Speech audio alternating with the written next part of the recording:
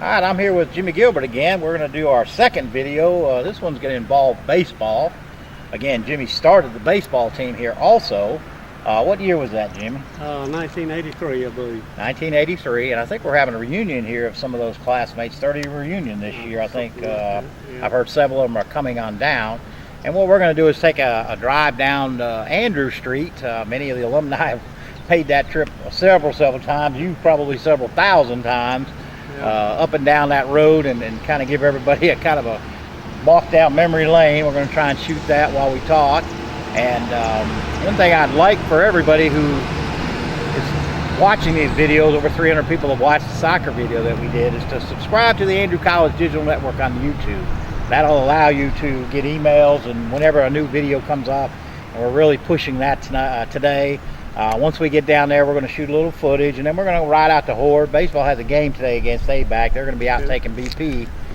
Prior to that, we'll talk to Coach Williams for a little bit, and then kind of wrap that up as far as that's concerned. But we're fixing to hop in Jimmy's truck here now and take a ride down memory lane. You ready? I'm ready. All right. All right. Pulling out of the visitors parking lot here at the college.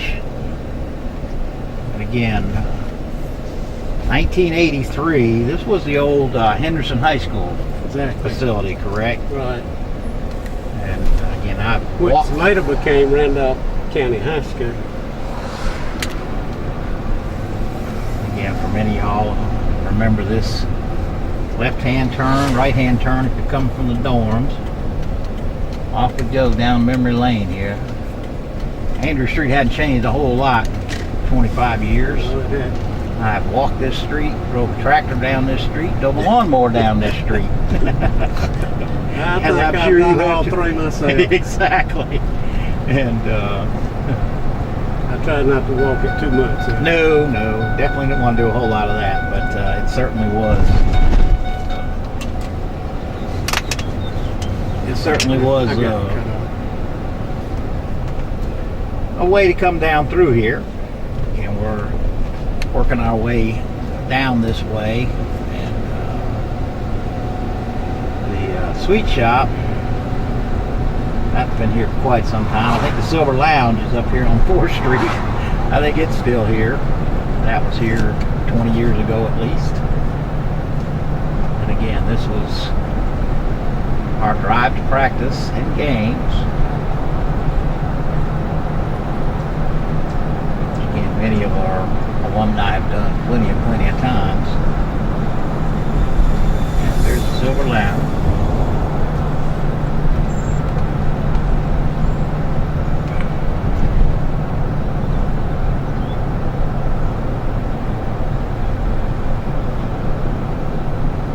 Right up here on the left is the swimming pool. I think it's still open. Slow down a little bit. Grab the old swimming pool there. And again, this is the old high school, and again, Randolph County Board of Education is now taking it over. And our familiar little left turn right up in here. See, they got the grass cut at least out here today. That's good. I was a little concerned about that. Building back there, isn't it? Sir? Looks like they built a little building back there. Oh, no, they may have. Of course, up the hill. And you turn right. It kind of opens up. We'll cut around it. They haven't cut in it, but that's okay.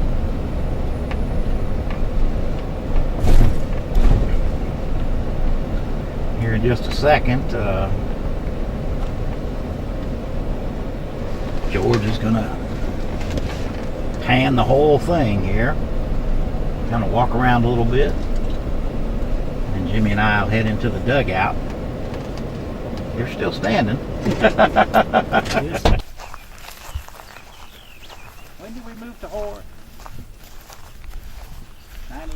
98, maybe? Trying to avoid the mattress if we can there, George.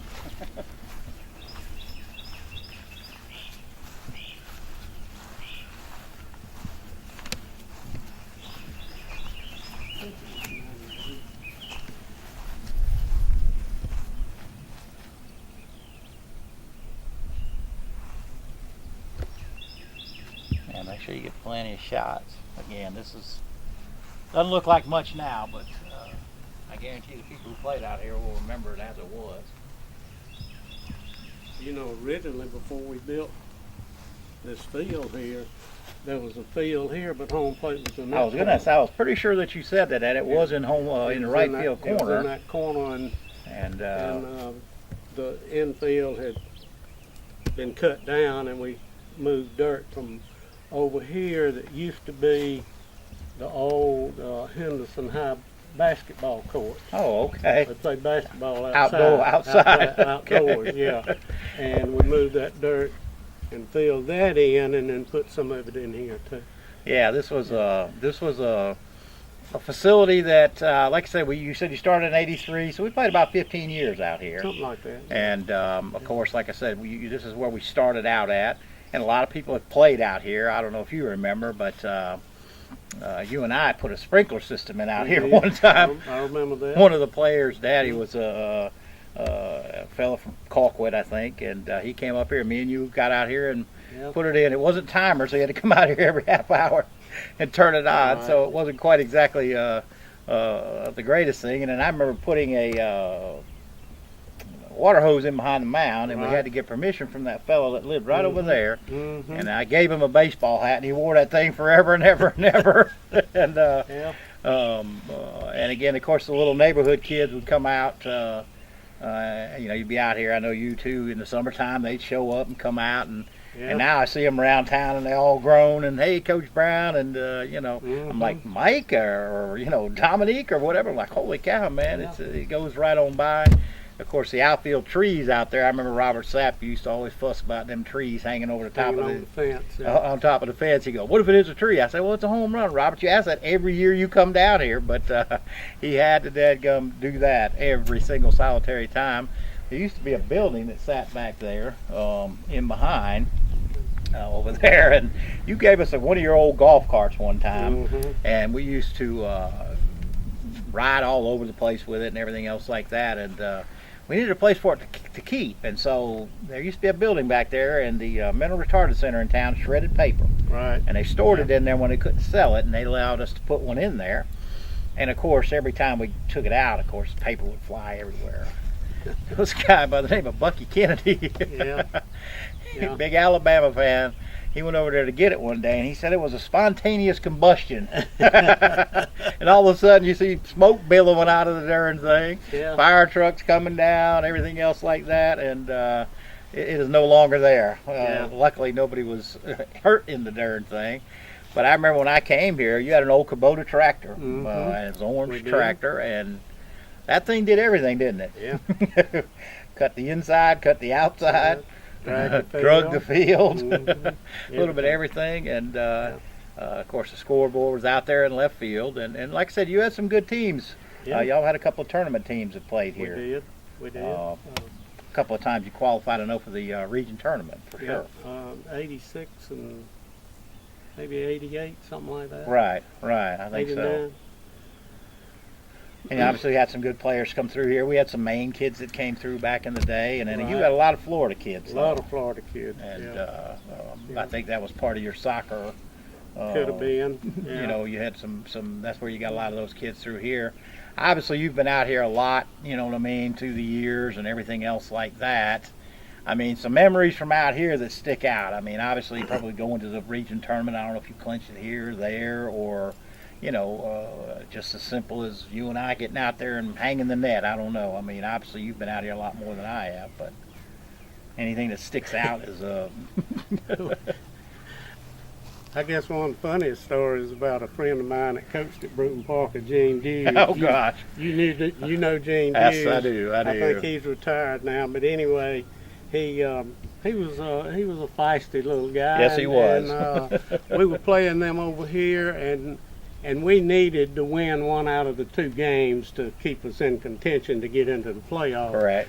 And anyway, the umpires came on the field, and a fellow by the name of Charlie Stamper was one of the umpires, and I kind of walked over to him and we always carried on because he called a lot of our games. And I said, Charlie, you know what Hughes told me today? And he said, what did you think? He said, Hughes told me you didn't have the guts to throw him out of a game. Well, along about the third or fourth inning, Charlie was out on the infield, and something happened at second base, and here goes Gene, and he got about 3 steps over the line.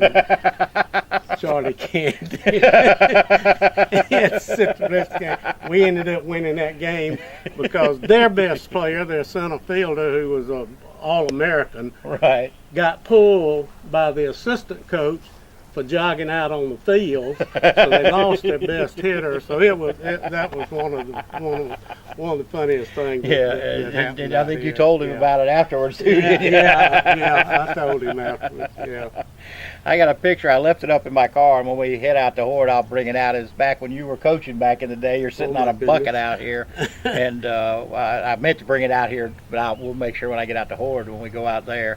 But like I said, this place is obviously, you know, it just doesn't look the same. But I guarantee you, the kids who played out here remember what it was I like. remember what it was like. And it was Yeah. really, another thing I do remember my first year here, we didn't have a concession stand. So I said, well, I'm bound to turn, I'm going to get me a concession stand. So I got a local farmer to build us a base. And then you basically built the concession stand in the maintenance department, and it was on wheels. So Yeah. that way we could Yeah. bring it out here and Mhm. sell during the games, and then haul it back up to the campus. And we used that thing for several years. It Yeah. finally ended up getting long gone, and when we moved to Hord, that was obviously not a necessity. But you built that thing, and as a matter of fact, I don't. You may not remember this either, but I built a shop for my wife, a beauty shop. She's a cosmetologist. Mhm. And I laid out the walls, and of course the first person I come looking for was you to square it up for me. So he came out to my house, squared up the walls for Yeah, me. I remember And that so that's Yeah. he's got a little shop in the back of his house, and he's been tinkering ever since I've known him. And like I said, it wasn't unusual in the day to go find a farmer and say, look, we need a tractor, and they'd come out here and That's right. and move some stuff around. Or if we needed a harrow, we'd get the harrow out here, a back end loader, do that kind of stuff. I know one of my first things I thought a good idea was putting in a darn warning track Right. and side cut all that wall out there, and then come to find out, shoot, there's a lot of work to take care of a dadgum Yeah, warning track, kind of like base pads, you know what I That's mean? right. The first couple of years you always put them in, and after that you're like, oh man, that's too much work. I just let them grow up, and it's easier to cut them than it is to Yeah. dadgum rake them and Yeah. clean them all up. So That's right. anyway, the baseball team is playing back out there right now. We're going to head out to Hord and shoot a little BP or whatever. We're going to talk to Coach Williams, and then we'll talk a little bit more about Hord. But again, this is where it all started at, and not just baseball players. Like I said, the alumni, I mean, the students used to come out here pretty regularly. We always had a good, solid crowd out here. And again, a lot of people that, you know, played out here. I know Chad Mathis is now the head coach at Columbus High School. He's Right. taken over up there. And then, you know, like I said, we had the kid from Maine, Jason Clark and Bobby Perry, and of course Brian Chamberlain. You had some, you know, some folks that have played back in the days, and again, we're trying to reach out to them. And again, what we're trying to do is say, hey, you can now see games live on the network. And again, today's game will be broadcast, and so we'd like for everybody to subscribe. So Jimmy and I and George are going to head back. One of go our ahead. old former players that's played here 88, 89, same time Edward was here.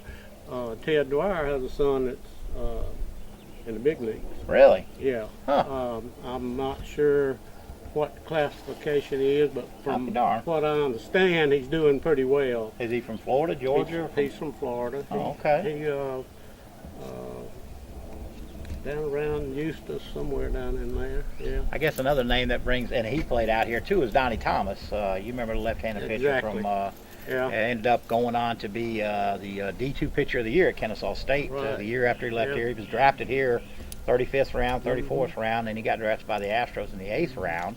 And he played here also. And so we've had some success as far as that's concerned. We have another kid who was in the big leagues, or in the minor leagues last year. I don't know if he's still in it or not. Played out here a couple years ago, McCoy. So, but anyway, like I said, we're going to head out there, and we'll talk a little bit more when we get there. right. All right, we come across an old picture here I found out in the maintenance shed of, obviously that's a young Jimmy Gilbert. When was that about, Jimmy? Had to be 84, 85, somewhere along in there.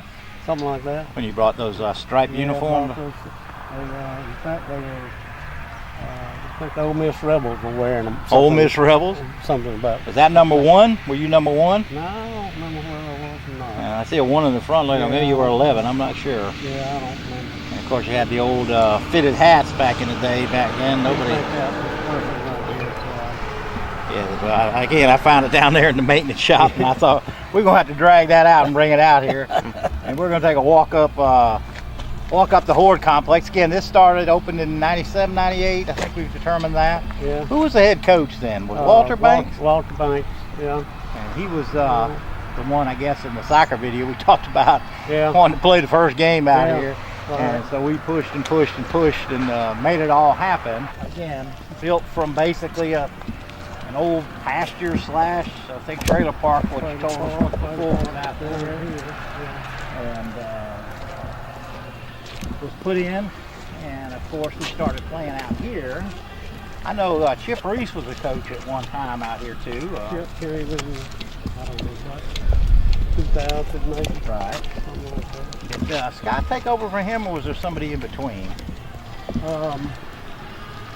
Actually, we tried to get Chad Mathis to take over. Oh, correct. Chad was his assistant, and his wife was going to North Carolina for a nursing program, and he just couldn't do it. Oh, yeah, that's right. And we brought Scott in as assistant, and he took over, I think the first year he was here, maybe as an assistant.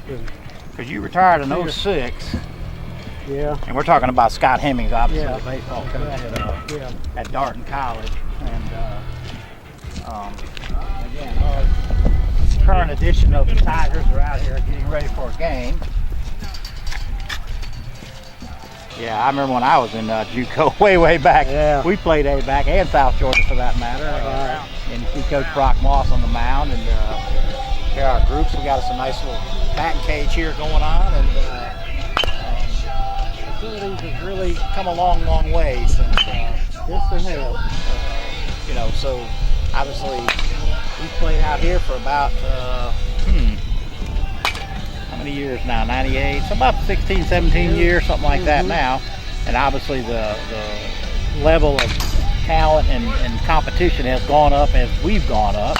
And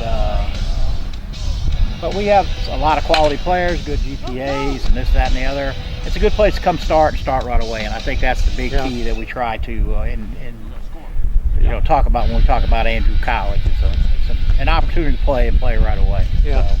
So, again, you said Walter Banks was the head coach here, and then I guess he was here maybe 2 years. Walter was. Okay. Yeah. I think the home dugout used to be in this dugout. I know when Chip was here, it was. They moved over to the other dugout for now. It's moved back and forth. Has it really? Different coaches. Depending on how far they want to walk to be the third base coach, huh? I like that third base side myself. Yeah, a little shorter walk. It's short distance, And like I said, the whole thing is just kind of laid out. You kind of basically built all this, and they were certainly here when it was all built. Obviously, the athletic director, and again, the '83 team will be down here this summer or this fall for the 30-year reunion they got going on. I think they got 3 classes coming down. Yeah. And I'm sure that you'll be around as far as all that is concerned. I hope I'm still around. Well, I'm sure you will. And Jimmy's grandson obviously played at Darton. He's been out here plenty of times since then. And, of course, every time I have to find out where a sprinkler head is or electrical switch is or whatever, I have to call Jimmy. And he comes out here and we look around and we generally narrow it down and kind of find a thing. And so again, he's kind of our patron saint out here, I guess, is trying to figure out kind of stuff. And then, obviously you didn't coach out here any, but what stands out as far as the Hord is concerned? I know we've hosted a playoff game out here one time, and again, I know you were out here plenty as an athletic director, and I don't know. It's just the graduation from where we just came from to this is just, it's unbelievable. Yes, it's really unbelievable, and it's just so we want to go back so to appreciative that we were able to do this, and you made mention of the fellow who actually did this in the soccer video, or was a big part of it. We want to mention him again. Yeah, Mr. Hord and his son Bob was a student here back in, I want to say 74, 75, somewhere along there. And he and his dad gave a sizable amount of money to not only do this, but some other things on campus as well. Sure. Yeah. And that's why it's obviously, it's called the Hord Complex out here, and we make sure that we mention it in everything that we do. And again, it was a huge step up for the college as far as being able to compete for talent, compete for athletes, and and attract good coaches. And that's another thing, students, coaches, everything. And so it's been a tremendous asset. And like I said, every time I come out here, I'm still amazed, because obviously I remember down on Andrew Street down in there. And we started softball 4 miles out of town. It's another thing, exactly. So we were all slow pitch softball, and to bring all of that right here is just a tremendous asset. Exactly, it was. Really, and like I said, I remember when they first started doing it, I thought, that is such a good idea. I can't believe, and like I said, Mr. Hord was very, obviously able to make this happen. Exactly. And we're going to try, Kirk Tribal is here right now as our interim president until our new president comes in June. And I emailed him the other day to see if he stayed in touch with Don and Mary Imes. Okay. And he said he does. So we're going to try and get Don and Mary. I think they may be in New York, but maybe you told me that. But if nothing else, maybe we can get a phone interview. Can we do that, George? Can we do a phone interview? But we'll go out to the old rec fields out there and then come out here and shoot this out here. Again, we're just trying to reach back to our alumni. Again, we broadcast majority of the home games so far this year. And so, if you've got a 10-year-old son and you played out here, you can tell your 10-year-old son, I played out here. And that's what this is all about. And again, we would hope that everybody would subscribe to the thing. I've made some arrangements to talk to Coach Blake Williams. Obviously, we've talked about it from the beginning, and I just figured me and you and him would sit in the dugout and just talk for a few minutes, and then we can let you go. So, George, if you'll just kind of put a hold to us here, and we'll get Blake set up. Talked to Jimmy Gilbert here for a little bit, talking about the history of the program. We went down to Andrew Street, took a look at it. It's obviously a whole lot different than we've spoken about. The Hord Complex started in 1997, 98 when the season started. And we wanted to bring the current head coach in, Blake Williams. Blake has been here for 6 years. And apparently, according to Jimmy, you're the longest tenured baseball coach since we moved out here to the Hord Complex. And so, as we go through these videos, you're going to start to have kids who have played here and have gone on and played at four-year institutions. And, as we go along, say 10 years from now, these kids are going to be at an age where they're going to say, well, I played out here, you know what I mean? And I think that's one of the things about the ACDN that I'd like for you to address, as far as being able to reach out to our former alumni, both players we've had, and then ones you have now, and then obviously as we go forward. As to what as far as the ACDN, what you think it's going to mean for us going forward?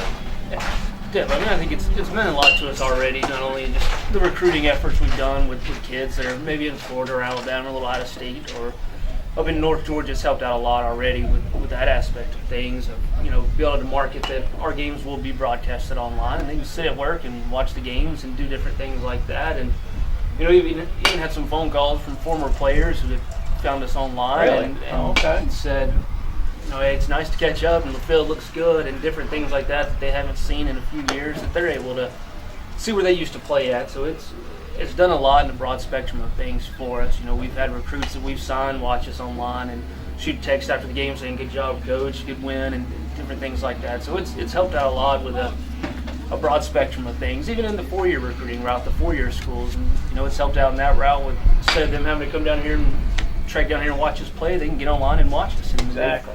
We've had a few schools do some recruiting on some of our guys in that route that may be further away, so it's definitely helped out a lot, and it's done a great thing for the baseball program, that's for sure. Yeah, I think that, and I go, Jimmy, you were back from the day when, you wrote an envelope and, you know what I mean, put a stamp on the thing, and we're up to emails and texts and everything else like that. And as much as me and you older guys, kind of abhor technology, we're not recruiting me and you anymore. We're looking at 18, 19-year-olds, and this is their, as Blake can tell you, you got to be able to speak their language. Would you say? Yep. And this is their language is smartphones and those kinds of things, and of course everybody likes to see themselves on TV. Correct. I remember yesterday you were putting together something for some sophomores, and you wish, and of course I wish too, we had 8-track tapes, so we had 35 millimeter film. There wasn't no such thing. If you could afford that. Yeah, there was about 3 pictures of me in my playing days back in those days, and it was a Polaroid that you shot and it'd come out. And I remember you were just talking about your career, which isn't that long ago. Correct. 6-8 years ago, all of a sudden you're like, I just don't have any pictures of it. And that's one of the things we were talking about as far as the ACD is concerned, is these freshmen will now have some videotape that they can now put together. I know Jeffrey Jackson, who's going on next year to Lincoln, has put together a lot of these kind of videos, and we've got some basketball players that have been signed for that. And so just tell us about the state of the program, just for the for the alumni, as to where we're at right now, how you think we're progressing. And we're still in the hunt for a region playoff berth, and we haven't been there since Hemmings was here several years ago. And so where are we at right now, program-wise? Right now, we've done a good job of getting this program turned around and kind of going in the right direction. We've reached, being ranked 27th in the nation this year. Earlier in the season, we were in the polls for a full month, and until we kind of hit a skid late in the season here lately and kind of dropped out. But from what I understand and the research I've been able to do, talking with Hemmings and different people, that's the first time we've ever reached the polls before. So we've got the program going in the right direction. We've got several guys already signed on to 4-year schools, and had a good track record the last few years since I've been here, that all of our sophomores that want to go on after here have been able to sign on, and we do a good job of getting our guys signed and moved on to the next place wherever their talents and obviously their academics take them to. So absolutely. But we've got the program, I think, going in the right direction. Got a good group of kids, and they work hard and they get after it. So that's all we can ask for. And we're in the middle of the hunt. There's about 3 of us right now fighting for the last 2 spots to get in. So we've got, as it starts today, we've got 7 conference games left, and so our destiny is in our own hands, that's for sure. So, and that's always a good thing. We control our own destiny, so we just got to take care of business on the field and work hard like they've been doing all season. Speaking of honors, we had the National Pitcher of the Week one award. I've been seeing that. Jesse King was an NJCAA Pitcher of the Week in Division I several weeks back, and so. Yeah, and getting into the poll is a huge thing, because that's incredibly hard to do unless you have been to a World Series, been to a district championship, those kinds of things. And so somebody has recognized early on that, okay, we got some potential, we got some ability here, and obviously you've been here 6 years, Blake, and I know when Blake first came here, kind of like, maybe not Jimmy, but I know in my personal experience, when I moved to Cuthbert, I have every intention of being here 2 or 3 years and moving on to, somewhere else. And I tell this story every time I meet somebody new. When I first moved here, Jimmy took me to the hardware store, Hickson Hardware, and he said, well, we have a charge account here. And he took me over to H&H Hardware, and he said, well, we got a charge account here. Okay. And he took me up there to Napa, and he said, we got a charge account here. And Jerry, and I'm like, this is some little town right here. I just walk in, you don't know me from Adam's House Cat, and Jimmy Gilbert says, we have a charge account, he works at Andrew College. Well, that's gold around here. And so, again, I had every intention of leaving, and I came here in 91, and I married a local girl, but it's still, I had every intention of leaving, and now, here I am, 24 years later, still here. You came in the mid-60s, still here. I think, Blake, you can tell your story as to what you think, but it's sort of following a similar arc. Same He's thing. only got 34 more to go. Exactly. Got a long ways to catch up, that's for sure. I first came down here as assistant coach, and that was my goal, is to be here for 2 or 3 years and to move back to the big city. I grew up right outside of Athens, but got here in the small town, kind of got his hooks in on me, and that's where I've definitely loved being here, that's for sure. My wife lives here. She's the head softball coach also down here, but it's a small town atmosphere, kind of what Mark Brown was saying. And it's funny, the story that he just said, that a few weeks ago we had an umpire come down here, and I was talking to him before the game, and he mentioned, he's like, I went to Doghouse and didn't know it was cash only, and came in there with my card, and Next thing I know, the owner is in there saying, "Hey, don't worry about it. Just pay next time you're in here." And he was just blown away. He said he left and he called his wife and go, "This doesn't happen. Where are we at?" and that's just the beauty of the small town here in Cuthbert with the people here, and they take care of you, and we all work together. And so it's been definitely a slower pace of life that I've come to really enjoy down here. That's for sure. Yeah, and like I said, it kind of creeps up on you, and then you start making a few friends, and all of a sudden you got a few responsibilities, and it's like, oh well, heck, and I think you can win here, and I think we can be productive here, and that's kind of what we're trying to tell everybody, as far as this history of the sport as we have been to the region playoffs before. Jimmy's taking them, Scott's taking them. We got a real shot at us going this year, and so I think it's a good solid place, and that's what we wanted to bring Blake on to kind of tie this story together, starting with the beginning and our current. And this is a 83, so how many years is 83 to 2015? That's 30 years of baseball basically started here and it is currently right here. And again, we started out down on Hord Street, on Andrew Street, and now we're up here. So we hope that everybody and anybody who comes across this video will subscribe to the Andrew College Digital Network.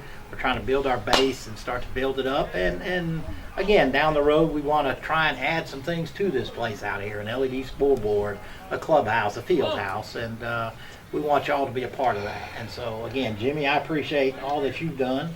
And, of course, Blake, I appreciate all that you have done. George on the camera.